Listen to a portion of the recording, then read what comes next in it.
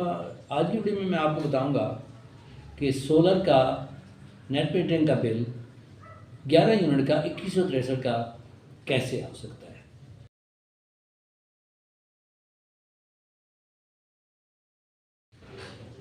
बिस्मिल्लाहिर्रहमानिर्रहीम, अस्सलाम वालेकुम। आज की वीडियो बहुत ही ज़बरदस्त और बड़ी इंटरेस्टिंग है। इस वीडियो में मैं आपको बताऊंगा कि सोलर बिल की कैलकुलेशन कैसे करते हैं। जितनी भी वीडियोस आज तक मैंने देखी हैं यूट्यूब पे, जितनी भी वीडियोस आज तक मैंने देखी हैं वो सारी की सारी जो है वो या तो सोलर पैनल पे बनी हुई हैं या सोलर पैनल की कैलकुलेशन पे बनी हुई हैं, और कोई ऐसी वीडियो मैंने नहीं देखी जो कि सोलर बिल की कैलकुलेशन पे कोई वीडियो बनी हो। कोई ऐसी वीडियो नहीं है जिसमें सोलर बिल की कैलकुलेशन के मतलब बताया गया हो या जिसमें मुकम्मल जो है कंप्लीट सोलर बिल की कैलकुलेशन बताई गई हो। ऐसी वीडियो मैंने पूरी यूट्यूब में नहीं देखी, तो मैंने सोचा कि आपको सोलर बिल की कैलकुलेशन बताई जाए। अक्सर लोग समझते हैं जब वो सोलर लगवा लेते हैं तो वो समझते हैं कि अब हमने सोलर लगवा लिया है तो अब हमारा बिल जो है वो ज़ीरो आएगा या क्रेडिट आएगा। तो ऐसा नहीं होता। सोलर बिल जो होता है वो आपकी जो एक्सपोर्ट है उस पर वो डिपेंड करता है। अगर एक्सपोर्ट आपकी ज़्यादा होगी, यानी कि आप सिस्टम में जितनी ज़्यादा बिजली एक्सपोर्ट करेंगे उतना बिल आपका लेस आएगा। अब एक्चुअल जो आपका सोलर पैनल जो आपकी बिजली जनरेट कर रहा होता है वो टोटल जो जनरेट कर रहा होता है उसमें से आप अपना घर भी चला रहे होते हैं, और उससे जो ज़्यादा होती है वो आप सिस्टम में एक्सपोर्ट करते हैं। यानी कि जो मिसाल के तौर पे अगर आपका सिस्टम जो है, आपका सोलर पैनल जो है वो 150 यूनिट जो है एक्सपोर्ट कर रहा है, अगर आपका सोलर सिस्टम जो है वो 150 यूनिट जनरेट कर रहा है तो ज़रूरी नहीं है कि 150 यूनिट ही वो एक्सपोर्ट कर रहा है।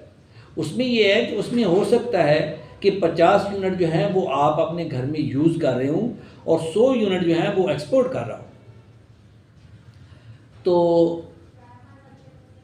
आज की वीडियो में मैं आपको बताऊंगा कि कैसे एक 11 यूनिट का नेट मीटरिंग का बिल जो है वो 2163 कैसे हो सकता है। तो इसके लिए मैं आपको अपनी कंप्यूटर की स्क्रीन पे ले जाता हूँ जहाँ पे वापड़ा ने 11 यूनिट का बिल जो है 2163 का जनरेट किया है। ये एक सोलर का बिल है जिसमें आप यहाँ पे देख रहे हैं कि ये 11 यूनिट हैं कंज्यूम, और इसका जो बिल बन रहा है वो बन रहा है 2163। अब इसकी बिलिंग कैसे हुई है? अब 11 यूनिट का 2163 तो नहीं हो सकता, क्योंकि अगर इसका आप एवरेज निकालें तो ये तकरीबन 196 रुपये का यूनिट पड़ रहा है। तो ये तो पॉसिबल नहीं है कि 196 का यूनिट हो। तो अब इसकी कैलकुलेशन कैसे हुई है? ये मार्च का बिल है और मार्च से पहले इसका जो एरियर है वो नील है, एरियर कोई नहीं है, इसका बकाया कोई नहीं है। अब हम यहाँ पे नीचे मैं आपको दिखाता हूँ जहाँ पे इसकी ये कैलकुलेशन हो रही है। अब यहाँ पे आप देख रहे हैं कि एक्सपोर्ट इसकी 313 यूनिट थी और इंपोर्ट इसने की थी 222 यूनिट ऑफ पीक में। जैसे कि आप यहाँ पे देख सकते हैं ये ऑफ पीक है, ये पीक है। अब ऑफ पीक में इसकी जो एक्सपोर्ट है वो 313 है और जो इंपोर्ट है वो है 222 यूनिट, और इन दोनों का डिफरेंस हम निकालेंगे तो 91 यूनिट जो है ये इसने एक्स्ट्रा सिस्टम को एक्सपोर्ट किए हैं। अब इसके अगेंस्ट इसने 102 यूनिट जो है ना वो पीक आवर्स में इंपोर्ट किए हैं। अब जो वापड़ा है वो इसकी कैलकुलेशन कैसे करता है? वापड़ा इसकी कैलकुलेशन ऐसे करता है कि ये जो 91 यूनिट हैं जो आपने एक्स्ट्रा एक्सपोर्ट किए हैं, तो इसका रेट जो अभी आजकल चल रहा है वो चल रहा है 19 रुपये 32 पैसे। ये 19 रुपये 32 पैसे के हिसाब से आपको रिफ़ंड करेगा। इकानवी यूनिट का जो भी आपका रिफ़ंड बनेगा 19 रुपये 32 पर यूनिट के हिसाब से। और 102 यूनिट जो है ये आपको 34 रुपये और 39 पैसे के हिसाब से चार्ज करेगा। अब यहाँ पे जो 11 यूनिट आए हैं ये कैसे आए हैं? ये जो 11 यूनिट आए हैं कंज्यूम, ये कैसे आए हैं? ये आए हैं इसकी जो टोटल इंपोर्ट थी और जो टोटल एक्सपोर्ट थी उस टोटल का डिफरेंस है। अब यहाँ पे आप देख सकते हैं कि 313 जो हैं ये इसके एक्सपोर्ट हैं और इंपोर्ट जो इसकी है वो है 222 प्लस 102, ये बनते हैं 222 प्लस 102, ये बनते हैं 324 यूनिट। अब 324 यूनिट में से अगर आप 313 यूनिट माइनस करेंगे तो आपका -313 करेंगे तो आपके 11 यूनिट आ जाएंगे। तो ये 11 यूनिट जो है कि यहाँ पे ये जो डिफरेंस आता है ना, ये जो यूनिट कंज्यूम्ड होते हैं इसमें जो डिफरेंस आता है ना, ये एक्चुअली उस महीने का जो total export minus total import का जो नेट इफेक्ट होता है, जो नेट डिफरेंस होता है, ये वो यहाँ पे आते हैं यूनिट कंज्यूम में। एक्चुअली ये 11 यूनिट का ये बिल नहीं है, ये बिल है आपके 102 यूनिट जो पी कार्स हैं उसका।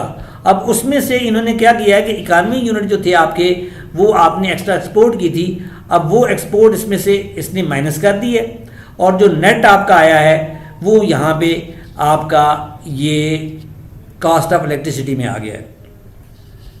अब ये कॉस्ट ऑफ इलेक्ट्रिसिटी कैसे आई है?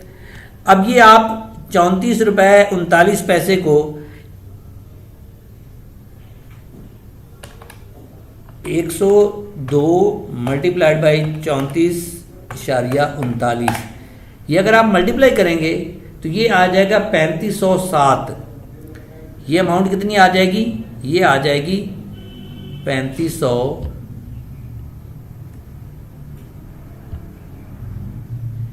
ये आ जाएगी 3507।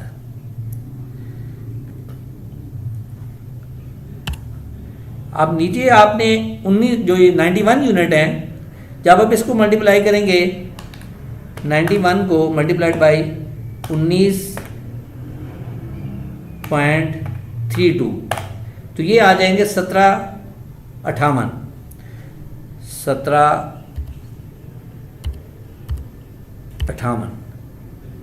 अब जब हम इसका डिफरेंस निकालेंगे 3507 माइनस 1758 तो ये डिफरेंस हमारे पास आ रहा है 1749 का।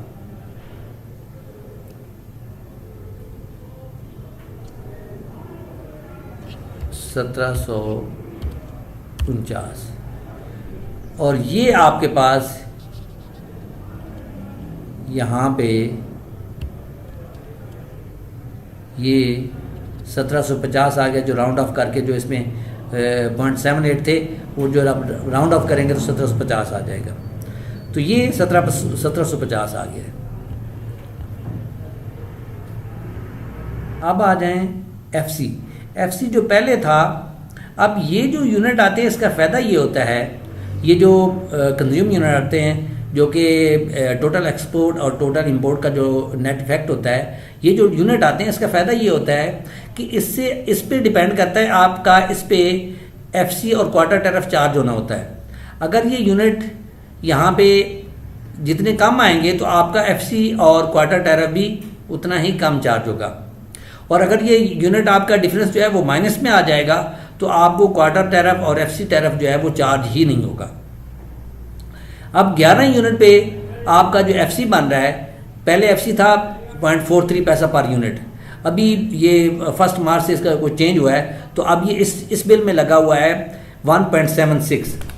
जब 11 को आप मल्टीप्लाइड बाई 1.76 करेंगे तो ये आपके पास 19.38 आ जाएगा। और नीचे क्वार्टर टैरिफ है, क्वार्टर टैरिफ का रेट है 3.21। 11 मल्टीप्लाइड बाई 3.21 ये अगर आप करेंगे तो ये आपके पास आ जाएगा ₹35.31। अब जब आप इन सब का टोटल करते हैं, इसका टोटल और इसका टोटल और इसका टोटल, अब हम इनका टोटल करेंगे 1750 प्लस 19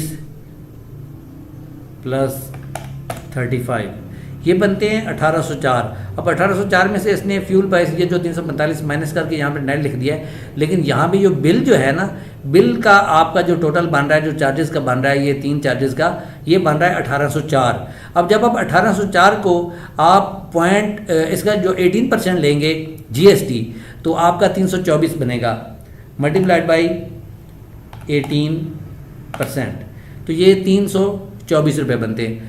तो जब इसका इन तीनों को ऐड करेंगे, 1, 2 और 3, इन तीनों को ऐड करके जब आप उसका 18% लेंगे, ये 324 आ जाएगा और 35 रुपये इसका आपका वो TV फीस है। तो ये टोटल बिल बन जाएगा आपका,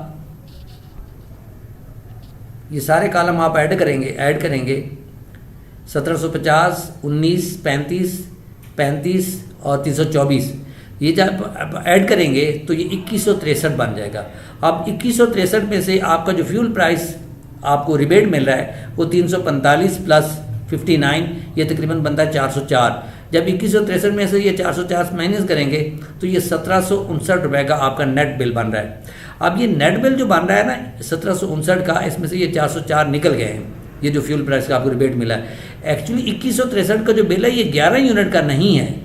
समझने की जो बात है वो ये है कि ये जो 2163 का बिल है ये 11 यूनिट का नहीं, ये जो यहाँ पे 11 यूनिट आए हैं, ये एक्चुअली 102 यूनिट ये जो आपके पी कार्स के थे उसका जो 34 रुपये और 39 पैसे का रेट था उसको मल्टीप्लाई करके उसमें से आपका ये जो रिबेट था 19 यूनिट जो आपने एक्सपोर्ट किए थे उसको 19 रुपये 32 पैसे के हिसाब से रेट लगा के वो इसमें से माइनस करके ये तब आया है बिल।